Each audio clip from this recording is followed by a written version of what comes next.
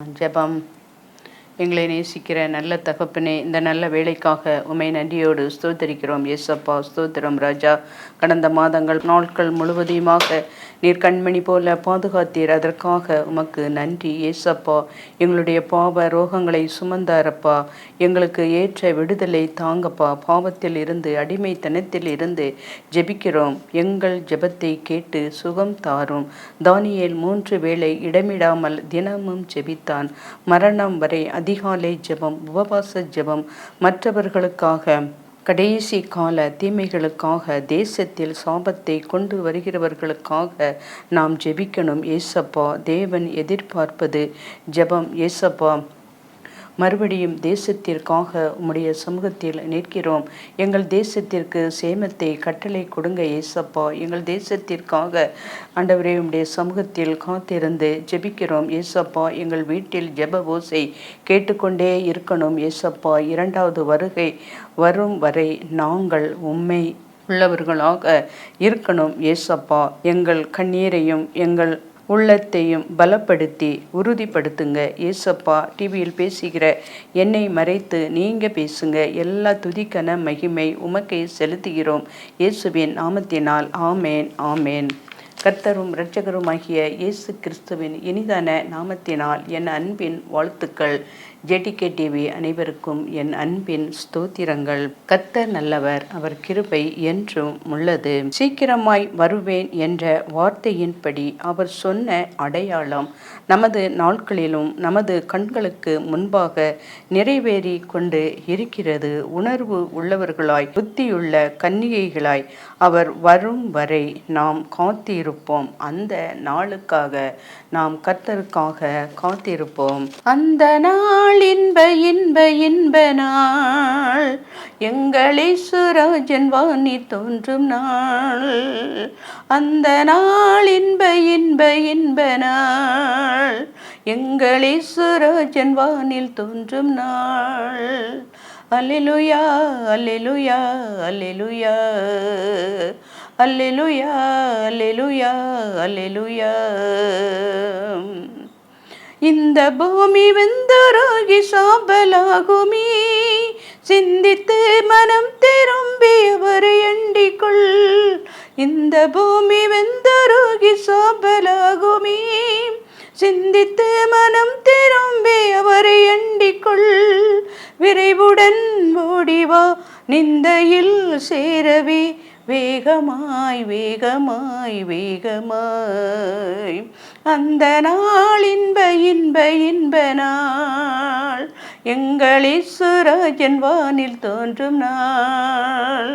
அல்லேலூயா அல்லேலூயா அல்லேலூயா அல்லேலூயா அல்லேலூயா அல்லேலூயா.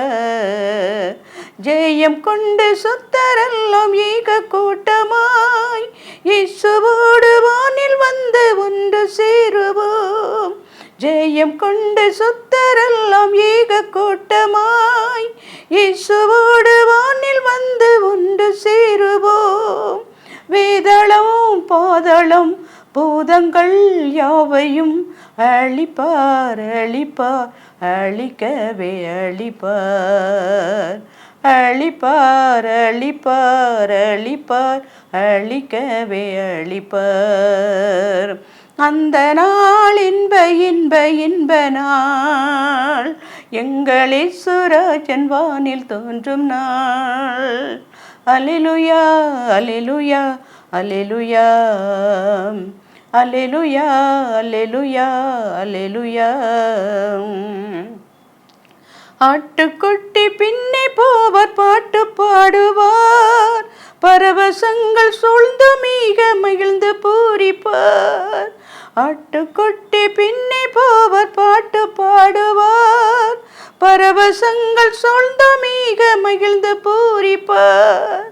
ஆனந்தம் என்றுமே ஆர்ப்பரிப்போம் அவரையே, ஆனந்தம் ஆனந்தம் ஆனந்தம். அந்த நாள் இன்ப இன்ப இன்ப நாள், எங்கள் இயேசுராஜன் வானில் தோன்றும் நாள். அல்லேலூயா அல்லேலூயா அல்லேலூயா அல்லேலூயா அல்லேலூயா அல்லேலூயா. அந்த நாள் இன்ப இன்ப இன்ப நாள், எங்கள் இயேசுராஜன் வானில் தோன்றும் நாள். அல்லேலூயா அல்லேலூயா அல்லேலூயா அல்லேலூயா அல்லேலூயா அல்லேலூயா. கர்த்தர் நல்லவர் என்பதை ருசித்து பாருங்கள். கர்த்தாவே சொல்லும் அடியேன் கேட்கிறேன். நாம் இன்று பார்க்க போகிற செய்தி இயேசுவின் 2ஆம் வருகையை பற்றி பார்ப்போம். இந்த உலகத்தில் 700 கோடிக்கும் மேற்பட்ட மக்கள் தொகை இருக்கிறது. இதில் கிறிஸ்தவர்கள் இருக்கிறார்கள், அதற்கும் மேற்பட்டவர்கள் இஸ்லாமியர்கள் இருக்கிறார்கள். இந்த 2 மனிதர்கள் இடத்திலும் நீங்கள் யாருக்காக காத்து இருக்கிறீர்கள் என்று விசாரித்தால் அவர்கள் இயேசு கிறிஸ்துவுக்காக காத்திருக்கிறோம் என்று சொல்லுகிறார்கள். இயேசுவின் 2ஆம் வருகையை பற்றி சத்திய வேதாகமம் என்ன கூறுகிறது என்பதை பற்றி பார்ப்போம்.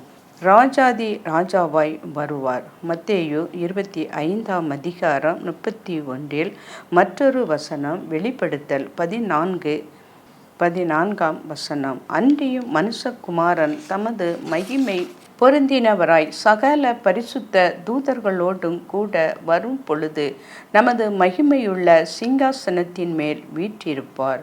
அடுத்து ஒரு வசனம் வாசிக்கிறேன். வெளிப்படுத்தல் 14:14 படி, பின்பு பார்த்தபோது இதோ வெண்மையான மேகத்தையும் அந்த மேகத்தின் மேல் மனுஷகுமாரனுக்கு ஒப்பானவராய் தமது சிரசின் மேல் பொற்கிரீடமாக தமது கையிலே கருக்குள்ள அரிவாளை உடைய ஒருவர் உட்கார்ந்து இருக்கிறதையும் கண்டேன். அவர் இந்த 2 வசனங்கள் ராஜாவை போல் வீற்றிருப்பார், பொற்கிரீடத்தை போல் சூடி இருப்பார் என்று கூறுகிறது. பாவத்தில் இருந்து நம்மை மீட்க முதல் முறை அடிமை ரூபமாய் பிறந்தார். ஆனால் பாவம் உலகத்தில் இருந்து நம்மை மீட்க 2வது முறை ராஜாதி ராஜாவாக சிங்காசனத்தில் வீற்றிருக்கிறவராய் வருவார். மிகுந்த பிரகாசத்தோடு வருவார். மின்னல்கள் கிழக்கில் இருந்து தோன்றி மேற்கு வரைக்கும் பிரகாசிக்கிற பல மனுஷகுமாரனுடைய வருகையும் இருக்கும். சகல தூதர்களோடும் வருவார். பண்டிகை நாட்களிலும் பெரிய பெரிய சகல தூதர்களோடும் பரலோகத்தில் உள்ள எல்லா தூதர்களோடும் 2ஆம் வருகையில் வந்து விடுவார்கள். எத்தனை தூதர்கள் வருவார்கள் என்று யோசிக்கிறீர்களா? மற்றொரு வசனத்தை நான் வாசிக்கிறேன். வெளிப்படுத்தல் 5:11 படி, பின்னும் நான் பார்த்தபோது சிங்காசனத்தையும் ஜீவன்களையும் மூப்பர்களையும் சூழ்ந்து இருந்த அநேக தூதர்களுடைய சத்தத்தை கண்டேன்.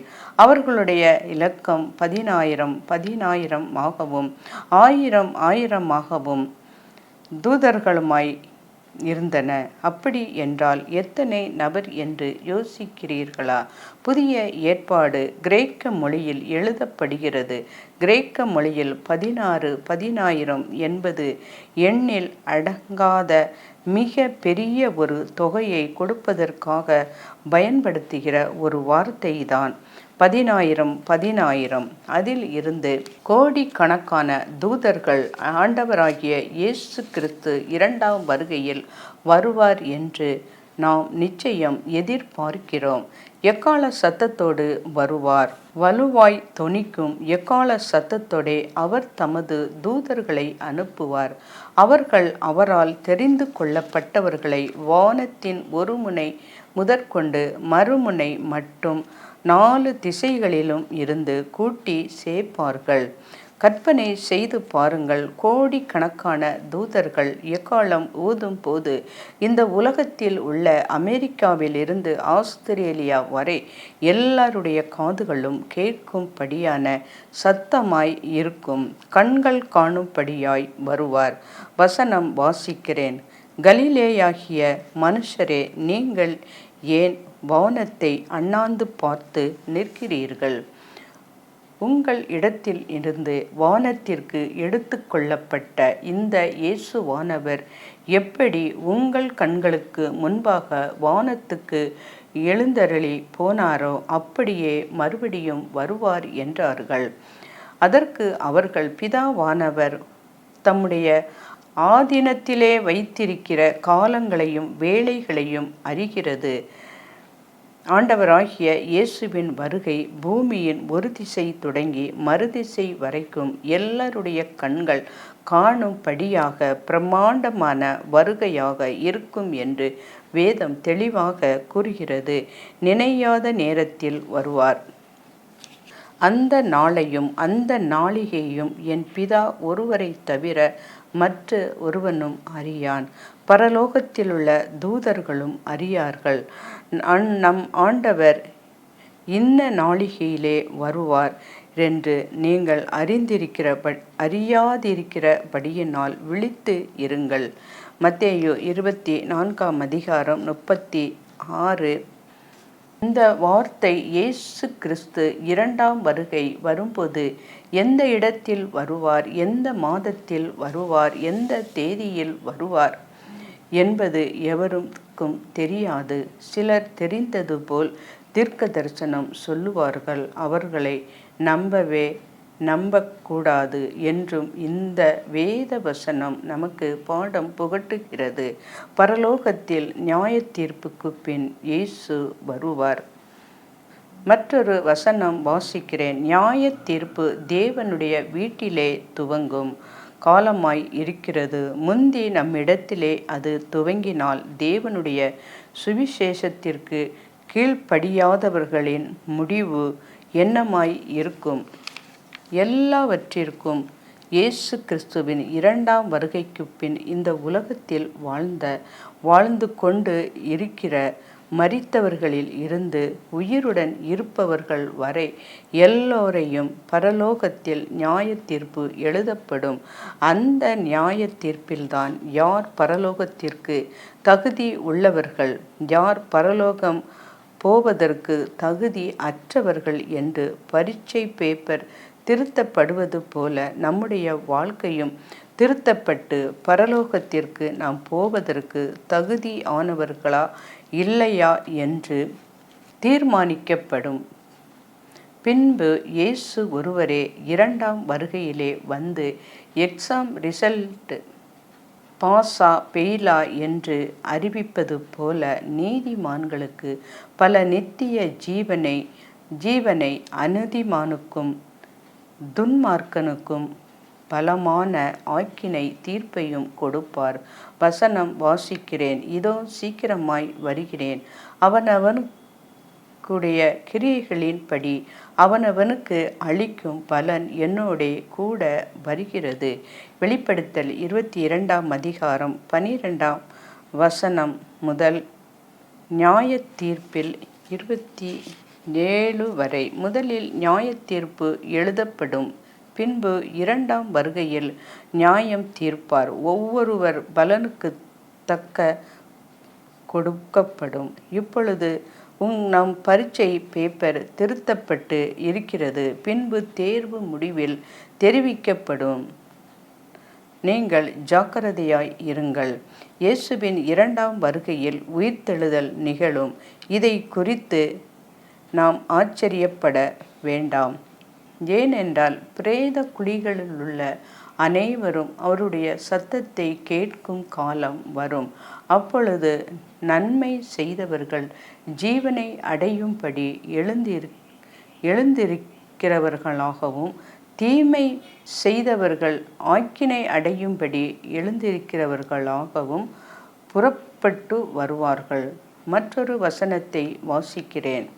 பூமியின் தூளிலே நித்திரை பண்ணுகிறவர்களாகிய அநேகரில் சிலர் நித்திய ஜீவனுக்கும் சிலர் நித்திய நிந்தைக்கும் இகழ்ச்சிக்கும் விழித்து எழுந்திருப்பார்கள். மரித்த நீதிமான்களுக்கும் துன்மார்க்கருக்கும் உயிர்த்தெழுந்து அவருடைய இரண்டாம் வருகையை காண்பார்கள். இயேசுவை சிலுவையில் அறைந்தவர்கள் கூட உயிர்த்தெழுந்து அவர்களுடைய உயிர்த்தெழுந்து அவர்களுடைய வருகையை காண்பார்கள். இரண்டாம் வருகையில் நீதிமான்கள். வசனம் வாசிக்கிறேன். 1 கொரிந்தியர் 15ஆம் அதிகாரம் 51ஆம் வசனம் 52ஆம் வசனம். இதோ ஒரு இரகசியத்தை உங்களுக்கு அறிவிக்கிறேன். நாம் எல்லாரும் நித்திரை அடைவது இல்லை. ஆகிலும் கடைசி எக்காலம் தொனிக்கும் பொழுதே நாம் எல்லாரும் மறுரூபமாக்கப்படுவோம். எக்காலம் தொனிக்கும். அப்பொழுது மரித்தோர் அழிவில்லாதவர்களாய் எழுந்து இருப்பார்கள். நாமும் மறுரூபமாக்கப்படுவோம். அடுத்து ஒரு வசனம் வாசிக்கிறேன். ஏனென்றால் கர்த்தர் தாமே ஆரவாரத்தோடும் பிரதான தூதனுடைய சத்தத்தோடும் தேவ எக்காலத்தோடும் வானத்தில் இருந்து இறங்கி வருவார். அப்பொழுது கிறிஸ்துவுக்குள் மரித்தவர்கள் முதலாவது எழுந்து இருப்பார்கள். நீதிமான்களாய் மரித்தவர்களும் எழுந்து இருப்பார்கள். இயேசுவின் இரண்டாம் வருகை வரும்போது விசுவாசித்து உயிருடன் இருப்பவர்கள் மறுரூபமாவார்கள் என்று வேத வாக்கியம் தெள்ள தெளிவாய் சொல்லுகிறது. இரண்டாம் வருகையில் துன்மார்க்கர்களுக்கு என்ன சம்பவிக்கப் போகிறது என்பதை நாம் பார்க்க வேண்டும். 2 தெசலோனிக்கேயர் 1ஆம் அதிகாரம் 7ஆம் வசனம் 8ஆம் வசனம். தேவனை அறியாதவர்களும் நம்முடைய கர்த்தராகிய இயேசு கிறிஸ்துவின் சுவிசேஷத்திற்கு கீழ்ப்படியாதவர்களும் நீதியுள்ள ஆக்கினியை செலுத்தும்படிக்கு கர்த்தராகிய இயேசு தமது வல்லமையின் தூதரோடும் ஜுவாலித்து எரிகிற அக்கினியோடும் வானத்தில் இருந்து வெளிப்படும் போது அப்படியே ஆகும். முதலாவது மரித்தவர்கள். 2 தெசலோனிக்கேயர் 1ஆம் அதிகாரம் 7-8ஆம் வசனம். முதலாவது மரித்த துன்மார்க்கர்கள் உயிர் அடைந்து இரண்டாம் வருகையில் காண்பார்கள். பின்பு உயிருடன் இருக்கும் துன்மார்க்கரோடு உயிர்த்தெழுந்த துன்மார்க்கர் இணைந்து அந்த அழிவை காண்பார்கள். இயேசுவின் வருகைக்கு முன் கடைசி வருகையின் சாம்ராஜ்யம், கடைசி உலக சாம்ராஜ்யம் எது என்று தானியேல் 2ஆம் அதிகாரம். இரண்டாம் வருகையில் நேபுகாத்நேச்சர் கனவு கண்டார். தலை தங்கம் போல் இருந்தது. அது பாபிலோன் ராஜ்யத்தை குறிக்கிறது. மார்பு வெள்ளியில் ஆனது.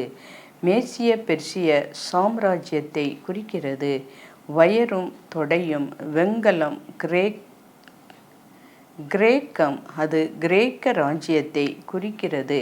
கால் இரும்பினால் ஆனது. அது ரோமர் சாம்ராஜ்யத்தை குறிக்கிறது. பாதங்கள் களிமண். ரோமர் அரசாங்கம் பொய்யான திருச்சபையை குறிக்கிறது. இந்த பொய்யான திருச்சபை தான் இயேசுவின் இரண்டாம் வருகைக்கு முன் இந்த உலகத்தை ஆளப்போகிற கடைசி சாம்ராஜ்யம்.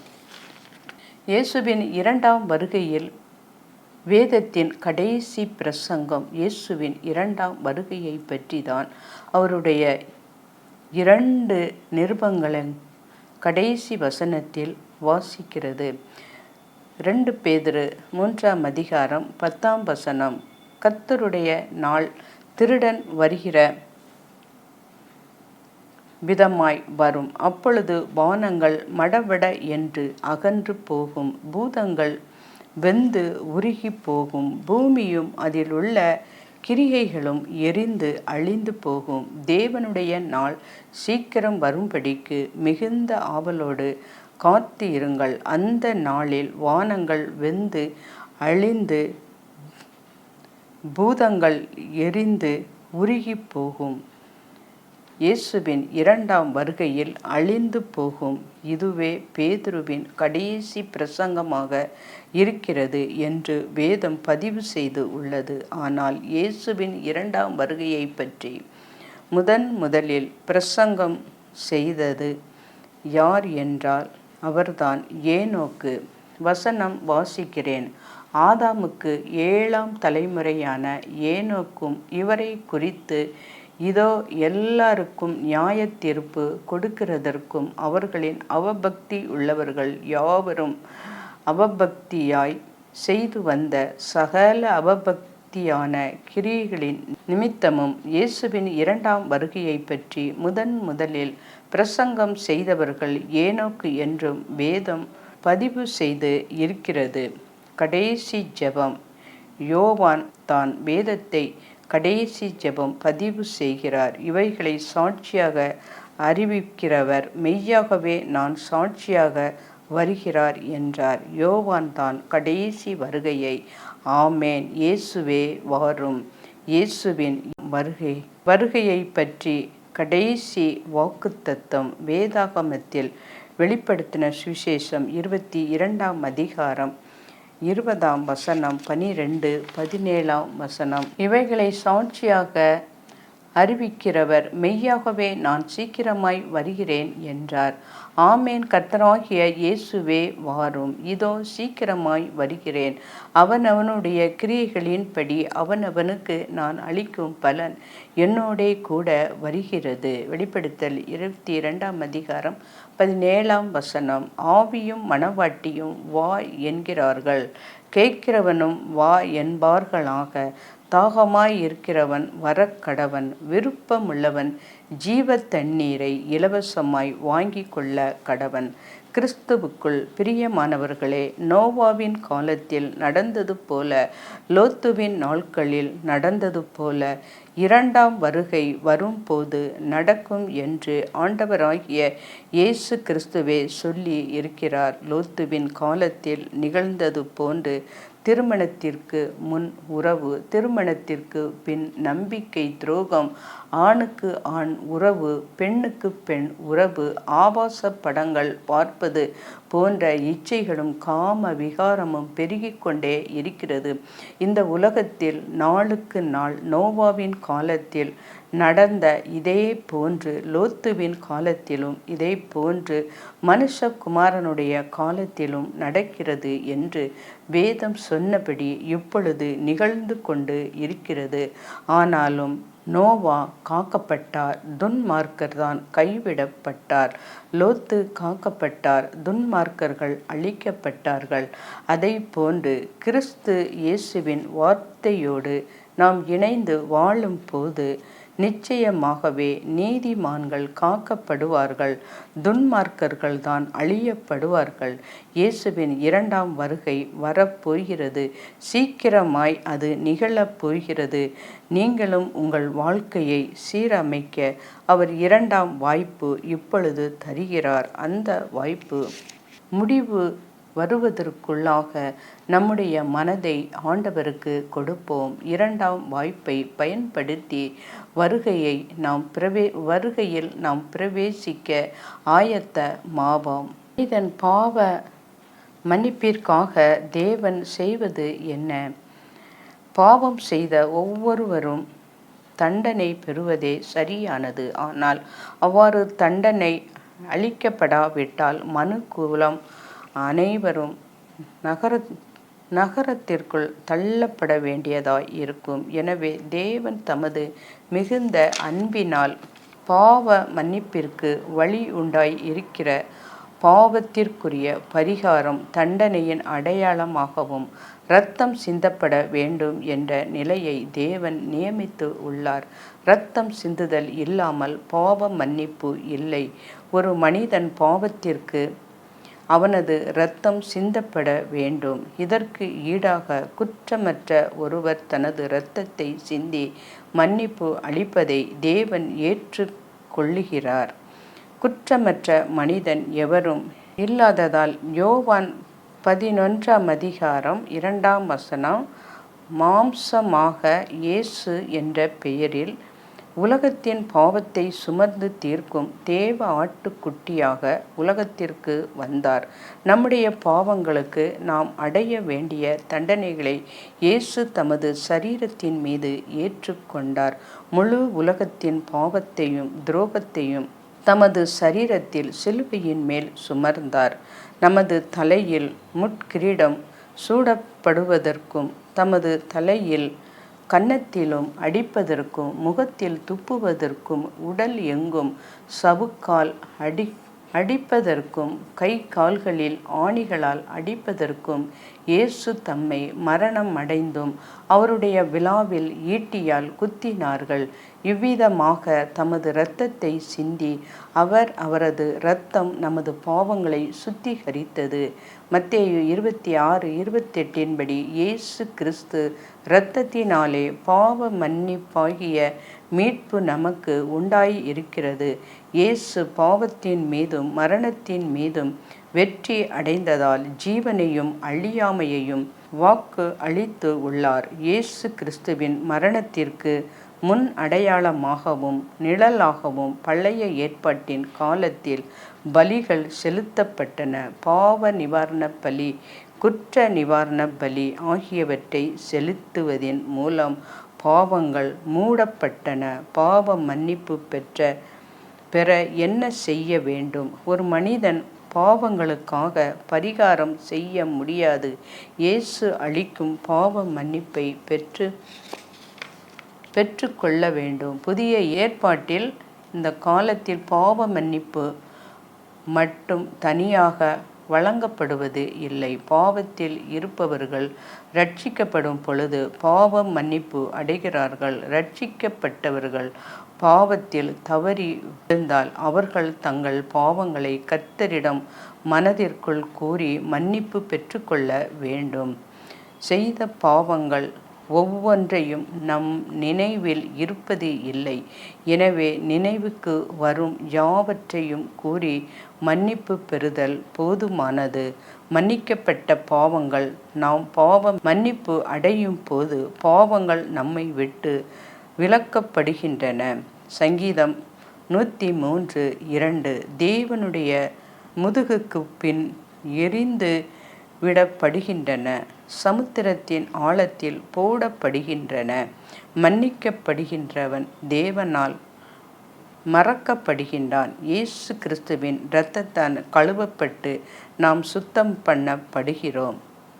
தேவ மகிமை, ஆற்றல், வல்லமை போன்றவற்றை எளிதில் வெளிப்படுத்த முடியும். ஆனால் தனது அன்பை வெளிப்படுத்த வேண்டுமானால் அவருக்கு எதிரிகளும் துரோகங்களும் தேவை. ஏனென்றால் எதிரியாக மாறிய, துரோகியாக மாறிய, பலனற்ற, அசுத்தத்தினால் நிறைந்த மனிதனை நேசித்து தன்னுடைய ஒரே பேரான குமாரனுடைய இரத்தத்தை சிந்தி மீட்கும் அளவிற்கு தேவனுக்கு இருக்கும் அன்பை வெளிப்படுத்த வேண்டுமானால் துரோகியாக மாறும் மனிதனும் அவனை மதிமயங்கச் செய்யும் சாத்தானும் தேவை. தேவன் லூசிபர் என்ற நல்ல தூதனைத்தான் படைத்தார். அவன் பாவம் செய்ய முற்பட்டு சாத்தான் என்கிற கொடியவனாக மாறியதை அதன் நிமித்தம் பாவம் தோன்ற அனுமதிக்கப்படாவிட்டால் தேவனின் மாபெரும் அன்பை வெளிப்படுத்த வழியில்லை. எனவே தேவன் யாவற்றையும் படைத்ததோடு பாவம் தோன்ற அனுமதித்தார். பாவங்களை விட்டு மனம் திரும்பி நாம் மன்னிப்பு பெற வேண்டும். தேவன் தாம் அனைவரோடும் கூட இருப்பாராக.